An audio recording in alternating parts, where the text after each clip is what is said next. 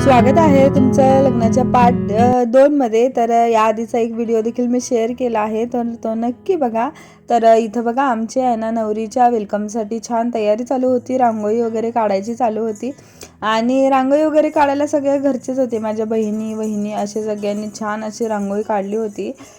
सकाळी लग्नाचं टायमिंग होतं, थोडंसं उशिरा होतं आणि लग्न आहे ते माझ्या मामाच्या मुलाचं। आणि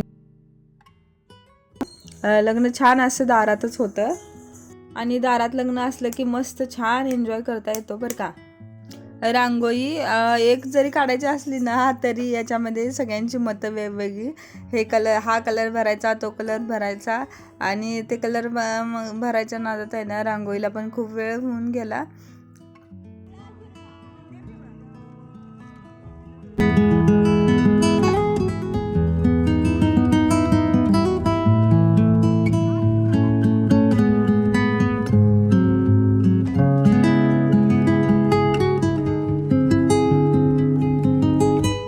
आणि लग्न असं छान शेतात होतं, त्यामुळे मस्त ओपन स्टेज असं होतं बरं का। त्यामुळे तर मस्त छान एन्जॉय करता आलं, कारण गरमीचं काही टेन्शन नव्हतं आणि शेतात वारं वगैरे खूप छान होतं।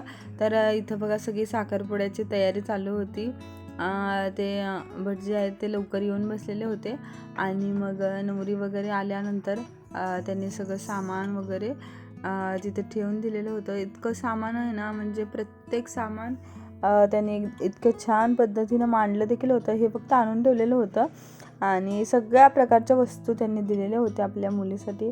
खरंच खूप छान वाटलं सगळ्या वस्तू बघायला। म्हणजे वराडी खरे येतात ते असं सगळं सामान किंवा वेगवेगळं साहित्य वगैरे बघायला येत असतात। आई वडील असतात ते लेकीला अगदी हौशेनं प्रत्येक वस्तू घेऊन देत असतात आणि सगळं त्यांनी अगदी त्यांच्या आवडीनुसार दिलेलं होतं। आपल्या लेकीला कोणती गोष्ट आवडते, कोणती आवडत नाही, या पद्धतीने अगदी विचार करून छान असं सगळं दिलेल्या वस्तू होत्या। खूप छान वाटलं बघून। आणि त्यानंतर इकडं स्वयंपाकाची तयारी चालू होती, तर सगळं पाणी वगैरे सगळं आणून ठेवलेलं होतं आणि इकडं त्यांच्या स्वयंपाकाची वगैरे काही तयारी जेवण वगैरे बनवून झालेलं होतं। थोडंफार काहीतरी राहिलेलं होतं, बाकी सकाळी नाश्ता वगैरे सगळ्यांनी करून ठेवला होता। सगळ्यांना आल्यानंतर वराडीनं नाश्ता वगैरे करायचा होता बघा। आणि इकडं आमची पाहुणी मंडळी सगळी बसलेली होती।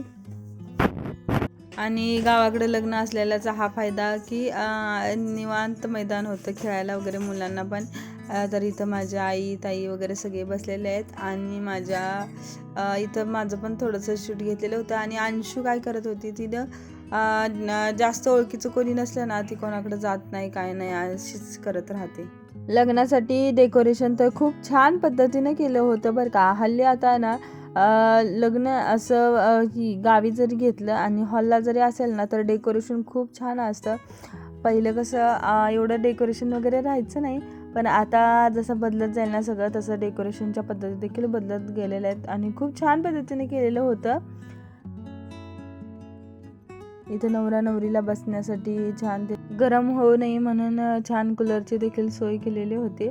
आणि तोपर्यंत इकडं स्वयंपाकाचा पण हे चालू होतं स्वयंपाक। तर चपात्या बनवायच्या चालू होत्या, एकदमच एवढ्या सगळ्या चपात्या वगैरे बनवायच्या चालू होत्या आणि खूप छान झाले होते जेवण। इकडं गडबड सुरू आहे तोपर्यंत इकडे आमच्या नवरीची एंट्री झाली।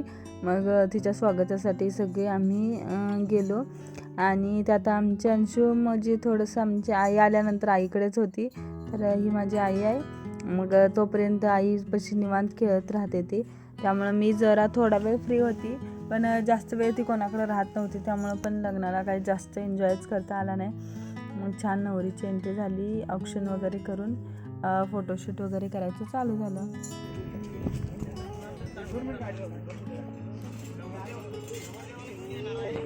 तर ही आहे माझी आई आणि आईला छान म्हणलं स्माईल वगैरे कर, तर आईचं काहीच नाही, तिच्याच नादात शेवटी एक स्माईल केली तिनं। आणि शेवटी मग वाजत गाजत नवरी आहे ती आली आमच्या घराकडे, म्हणजे मंडपाजवळ। आणि वाजवंत्री पण होते बरं का, पण त्यांनी काही लेटच वाजवायला चालू केलं। तोपर्यंत इकडं आमची नवरी पुढं आली। त्यानंतर मग आता नवरीला वेळ खूप झाला होता त्यांना यायसाठी म्हणजे जवळजवळ एक 10चा मुहूर्त होता, तर ते जवळजवळ 9:30पर्यंत काहीतरी पोचून गेले. आणि त्याच्यानंतर मग साखरपुडा, हळद आणि हे सगळंच होतं. खरा ट्विस्ट तर हळदीला आहे. तर हळदी थोड्याशा वेगळ्या पद्धतीने झाल्या होत्या. तर व्हिडिओ तुम्ही नक्की शेवटपर्यंत बघा, म्हणजे तुम्हाला देखील समजेल आणि तुम्ही देखील कमेंट करून सांगा की तुमच्याकडे अशा होतात का हळदी पण म्हणून. तर इकडं माझी ताई म्हणजे माझ्या मावशीची मुलगी आहे, तिनं छान मेकअप, ती आहे मेकअप आर्टिस्ट. तर तिनं छान मेकअप सगळा केलेला होता. पण जास्त वेळ काही तिला मिळाला नाही मेकअपसाठी. अगदी थोडी म्हणजे अर्ध्या तासात थोडंसं तिने छान मेकअप केला. पण फायनली मेकअप खूप छान झाला होता. आणि गावाकडे एक प्रॉब्लेम राहतो की लाईटचा खूप प्रॉब्लेम राहतो आणि मेकअपसाठी म्हणजे फॅन असणं खूप मस्त राहते. वारा असेल तर व्यवस्थित मेकअप छान सेट होतो. त्यामुळे त्यासाठी जरा जास्त वेळ गेला होता. आणि खरंच म्हणजे लग्नात हीच एक गडबड असते की सगळं वेळेवर पण व्हायला पाहिजे आणि सगळं व्यवस्थित पण व्हायला पाहिजे. पण त्यावेळेला खूप हे झालेलं होतं, टाईम नाही मिळाला, त्यामुळं मेकअप पटपट तिला काही करता आला नव्हता. पण फायनली लुक खूप छान झाला आहे, तो तुम्हाला पुढे दिसेलच. लाईट गेली होती त्यामुळं हा आर्टिफिशियल फॅनचा जुगाड करावा लागला. आणि त्यामुळं थोडंसं काहीतरी बेस, आपल्या मेकअपचा बेस बसण्यासाठी थोडंसं त्याला हवा लागते. त्यामुळं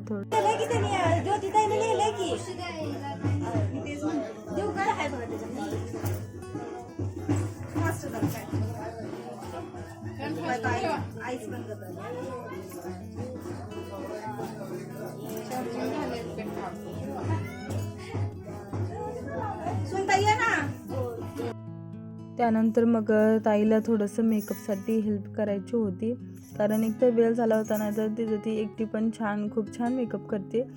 मग लाईट गेलेली होती त्यामुळं तिला उजेडासाठी थोडंसं टॉर्च पण दाखवायचा होता, तर ते चालू होतं. आणि आमच्या अंशीची पण गडबड चालली होती की मला वरती घे, सगळाच गोंधळ उडालेला होता. आणि घरातलं लग्न असलं ना की थोडंसं आपल्या तर बाजूलाच राहतं, पण पहिलं आपल्या नवरीसाठी वगैरे किंवा आपल्या ह्याच्यासाठी पहिलं बघावं लागतं. मग पटपट तिला तिथं थोडीशी मदत केली.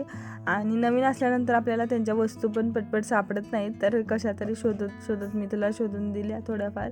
आणि त्यानंतर मग अंशू जास्तच मागं लागले. मग माझी दीदी आहे, तिनं थोडा वेळ तिला घेतलं आणि तोपर्यंत आम्ही छान असा मेकअप करून दिला. माझी ताई खरंच खूप छान मेकअप करते.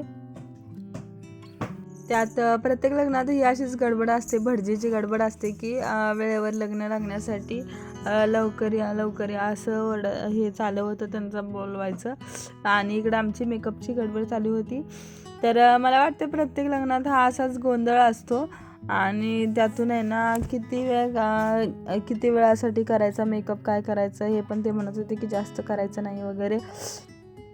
आपण शेवटी पटकन आवरून दिला आणि त्याच्यामुळं आम्हाला पण काही जास्त आवडता आलं नाही. डायरेक्ट आम्ही आहे ना गेलो साखरपुड्यासाठी, कारण आधी साखरपुड्याचा कार्यक्रम होणार होता आणि त्याच्यानंतर हळदी आणि त्याच्यानंतर मग लग्न, असं सगळं एका दिवशी असल्यामुळं जास्त गोंधळ उडाला आमचा. आणि इकडं तोपर्यंत मग नवरी छान तयार झाली आणि मग साखरपुड्यासाठी पुढचा साखरपुड्याचा कार्यक्रम आहे तो चालू झाला.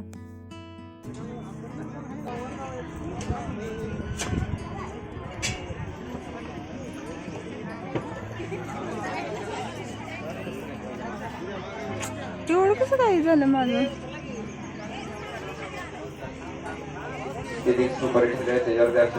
साखरपुड्याला आम्ही काही आवरलं नाही, काही नाही, डायरेक्ट येऊन बसलो. आणि त्याच्यानंतर पुढचा कार्यक्रम चालू झाला होता तो कळसात आंघोळ असं असतो बरं का. तर हा प्रत्येक लग्नामध्ये मला वाटतं असतो.